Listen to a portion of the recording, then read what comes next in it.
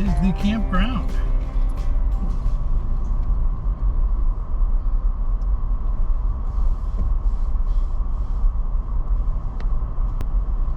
We're going forward to the electric sites. Let's go around this way. Oh, there's the bathroom.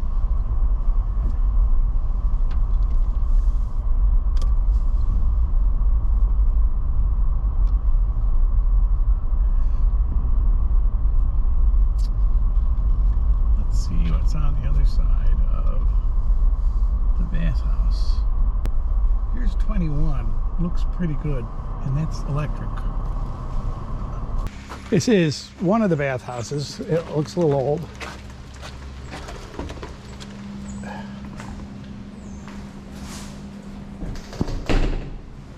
Kind of nice. Looks like a brand new ceiling, and it's pretty clean for looking so bad outside. So now this is the newer one. This is slightly better looking from the outside, at least. Oh, this is much nicer. The lights aren't too bright, but oh, look at this. Nice, very nice. 3 showers. One huge handicap shower. This is the Lake Glendale beach. And the beach house, shower house, bath house, whatever it is. This is the beach off season, but it's a pretty good sized beach and a pretty nice looking lake. They apparently have a snack bar. This is where we are, right here. And we want to go way up here to the Garden of the Gods. This is really a nice picnic area under these pines in this beautiful pine plantation. We are on the Garden of the Gods road, and it's about a mile into the forest off the main road. This is a nicely packed gravel road. We are going to take you through what's supposed to be pretty interesting site. What else could it be with a name like Garden of the Gods?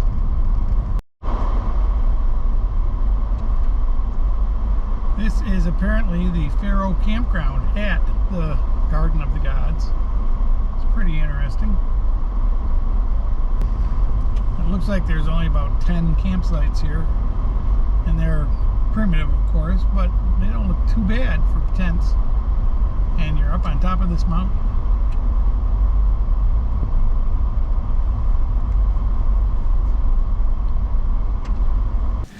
And it says to follow the map. It's a 1/4 mile loop trail, 30 minutes. We can do this. The little buddy here has a bad leg. I think it goes to sleep on him while he's laying in the back of the car, because then he gets out and he limps around holding the leg up. Come here. No horses, and you can fall to your death from these cliffs. So we'll try to not do that.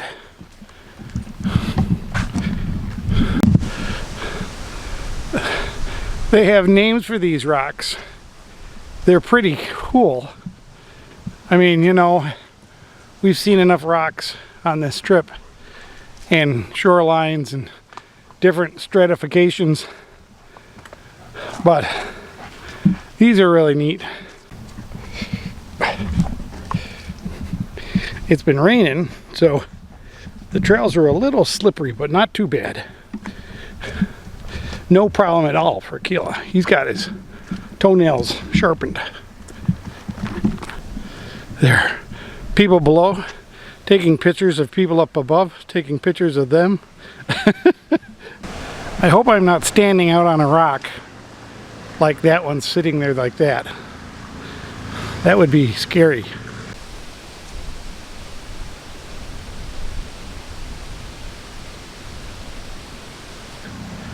Look at this.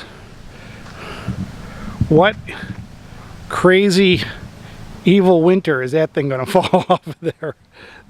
That's an incredible rock formation.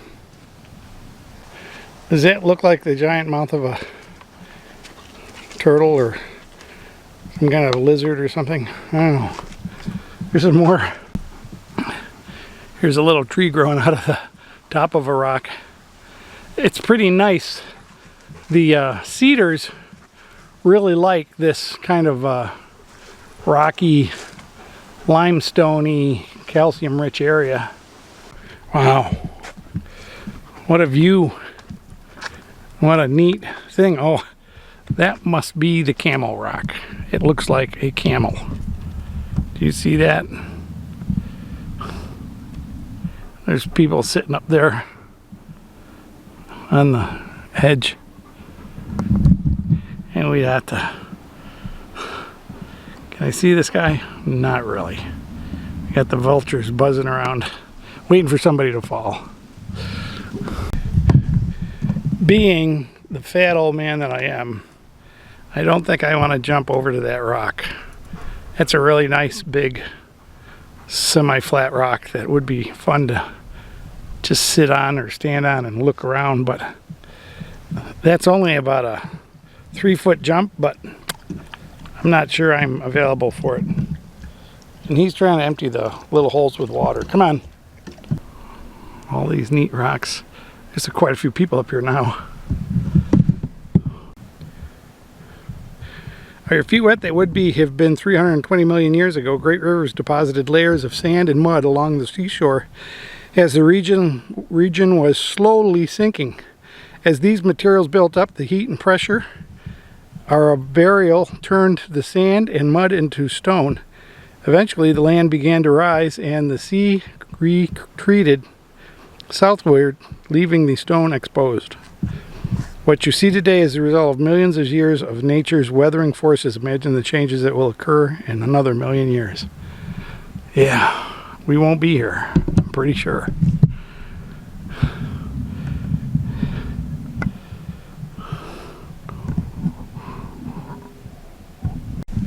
The really big question about all of this beauty and everything is, are these blueberries? They look like blueberries. I don't think they are, though. The dark reddish brown swirls and rings on the rocks are called Liesengang bands, pronounced Liesengang bands. Long ago, when the sandstone was underground, it was saturated with groundwater mixed with iron. The chemical changes caused the iron to solidify as rust between the rock particles. Held together by iron, the raised dark bands have resisted weathering as compared to the softer, light-colored rock. The patterns of the bands are the result of these chemical changes. And they're at the bottom layer. Now up there's a big cave. I should send Akil up there to see if there's a mountain lion in there. But I doubt it. Look at this overhanging rock. This is almost like pictured rocks. These are pretty cool. I don't think the camera's really getting it all.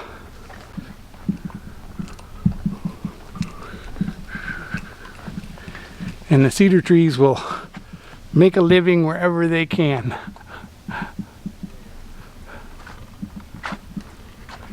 Looks like a maze. Like an onion. Giant onion was fossilized there. You never know where these trails are going to take you.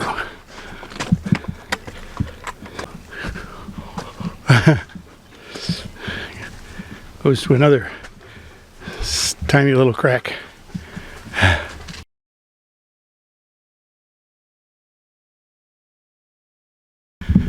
We are in what is called the Burden Falls Wilderness, and it is a pretty wild and untamed area.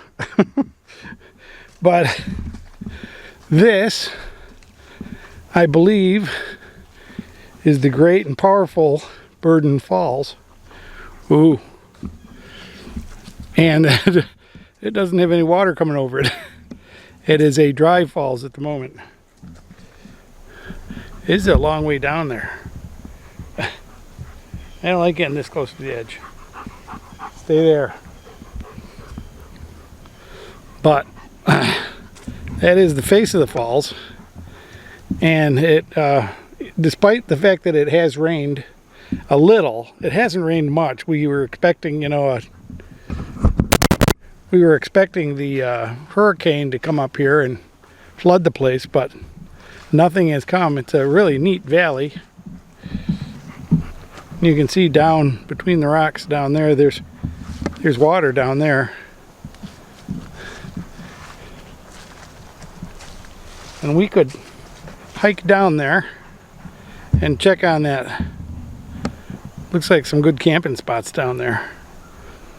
Of course, there's water, but I don't think we're going to do that since the stream is dry and the waterfalls is kind of lacking in entertainment. I think we will go on to another falls. There's another falls in this area. So we could have followed the trail down and around, but since there's no water going over, it seems like a kind of a waste. Although it's fun to have a hike. You can get the trail map from this, or you can just get it from this. We're going to try to go down to Jackson Falls, which is a little bit better. Well, this is Jackson Falls, and there's probably no water going over it either. This is supposed to be the big wilderness area that's going under a new management plan that's kind of causing trouble with people. But it's supposed to be a wilderness area, but you know, there's no, it's not a bad area. It's not too trashed. I mean, there are camping areas and stuff, and the fireplaces aren't full of garbage and stuff, so it looks pretty good. I think they should kind of continue to manage it the way it's currently managed. Maybe look for friends of Jackson Falls.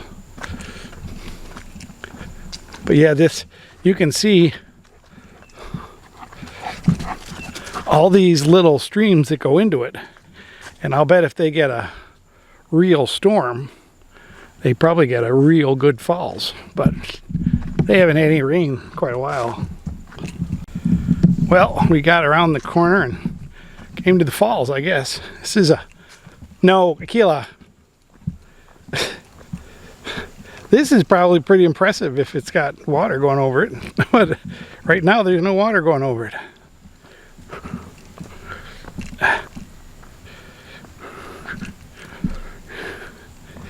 Little pool at the bottom and a little sluice way for the water to go over.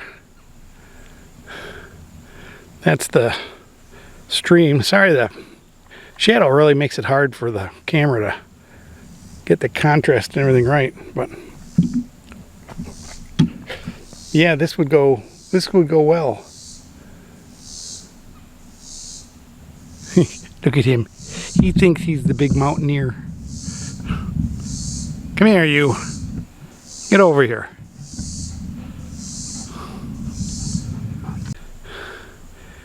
Looks like a neat little valley, but no water going over it today. What's up here, huh?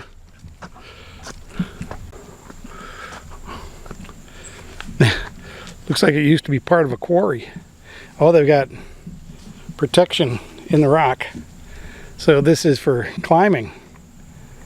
Climbers, huh? So there probably isn't a good way all the way down there. Yeah, they got protection all over the rock. Can you see that bolt? Well, I don't know what to tell you. There's no water in lower Illinois right now. It's in a drought the same as the rest of the middle of the country, so we're not going to look for any more waterfalls, and this one was not easy to get to. But thankfully, my Avenza maps told me where it was and how to get here after we've driven by it twice. So if you go out exploring, take Avenza maps. It's good for you. So he just jumped in the pool down there and went swimming. I told him he could get a drink. He didn't care for a drink. He cared for a full bath. He's having fun. We're having fun. This is a great area, the Shawnee National Forest. Come visit. There's lots of campgrounds in here. We grabbed the one that had showers and electricity, but there's plenty of tenting for free.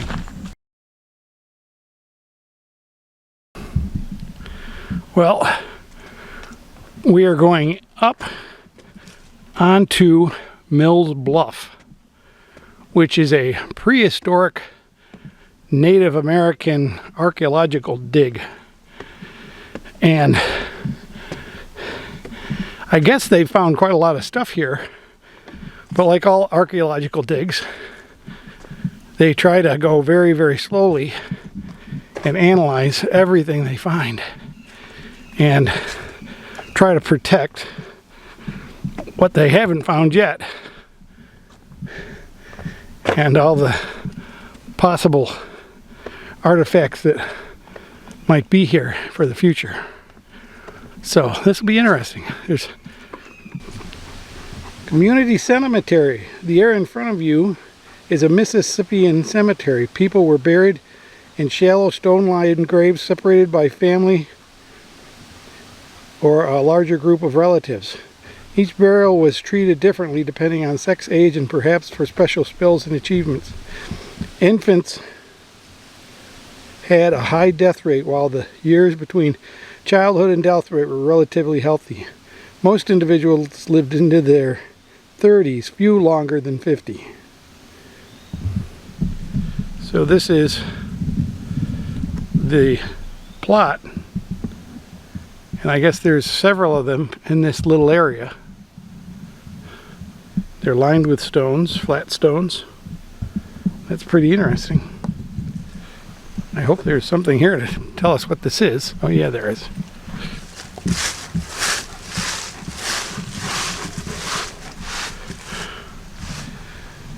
The daily lives of Mississippian Indians were greatly influenced by their offerings and promote long life and health to the community. The large black bird and spider on the rock below. Somebody needs to come out with a leaf blower. Are ceremonial symbols which are still being used by present-day southeastern tribes. The thunderbird is a sky spirit and the spider is a water creature, both with magical powers. What mythical story was being told by the carver? Please stay on the deck to view them touching, walking on, or chalking them to enhance the images for photographs will increase their decay. It's a very cool escarpment up here on the rocks. There's lots to think about and consider being way up here on these ancient rocks. I wonder how much they've moved and changed since the Native Americans were here. This depression is larger than others, likely was a public building, much like our modern meeting halls. On special occasions, warriors, religious leaders, political leaders would meet in small groups to plan community events. So that's, these depressions are from buildings that have fallen down, rotted away, and they leave a depression where the building was.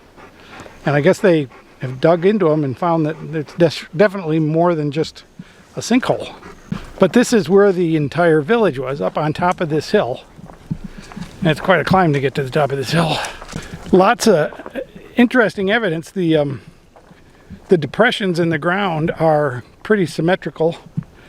And, you know, like here's one right in front of us. And another one behind it with a little wall between them. And there's a couple more over there.